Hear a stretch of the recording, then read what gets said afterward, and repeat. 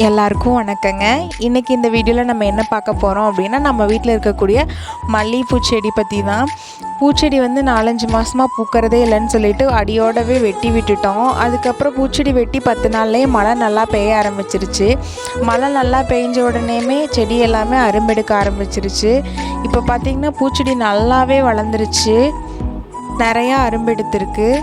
ஒரு தடவை பறிக்கக்கூடிய பூவை வச்சு நம்ம 4 to 5 முளை பூ கட்டலாம், அந்தளவுக்கே பூ வளர்ந்துருக்கு. பார்க்க அவ்வளோ சந்தோஷமாக இருக்குங்க. அங்கே வெட்டி விட்டதுக்கப்புறம் என்னடா செடி வளருமோ வளராதோ அப்படிங்கன்னு நினச்சிட்டு இருந்தோம். ஆனால் மழையும் தூர நல்லபடியாக அரும்பெடுத்து நிறையவே பூக்குது. இந்த செடிக்கு எப்போவுமே தண்ணி போகிற மாதிரி தான் இருக்கும். பாத்திரம் கழுவக்கூடிய தண்ணி எல்லாமே செடியோட வேருக்கு போகிற மாதிரி தான் பைப்லைன் செட் பண்ணியிருக்கு. அதனால செடியில் தண்ணி பிரச்சனை இருக்காது. இருந்தும் மழை தூர்னங்காட்டி நல்லாவே செடி வந்து வளர்ந்துருக்கு. எனக்கு பூ பிடுங்கிறது தான் ரொம்ப பிடிக்குங்க. கட்டுறதை விட பூ பறிக்கிறது தான் எனக்கு ரொம்ப பிடிக்கும்.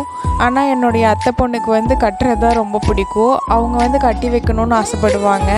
ஆனால் எனக்கு வந்து கோர்த்து வைக்கணும் அப்படின்னு ஆசை.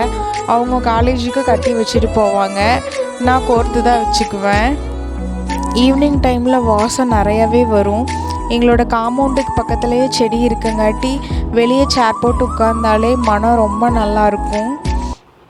மல்லிகைப்பூ பொறுத்தளவுக்கு நான் எவ்வளோ தான் கட்டினாலும் தள்ளி வந்துருங்க.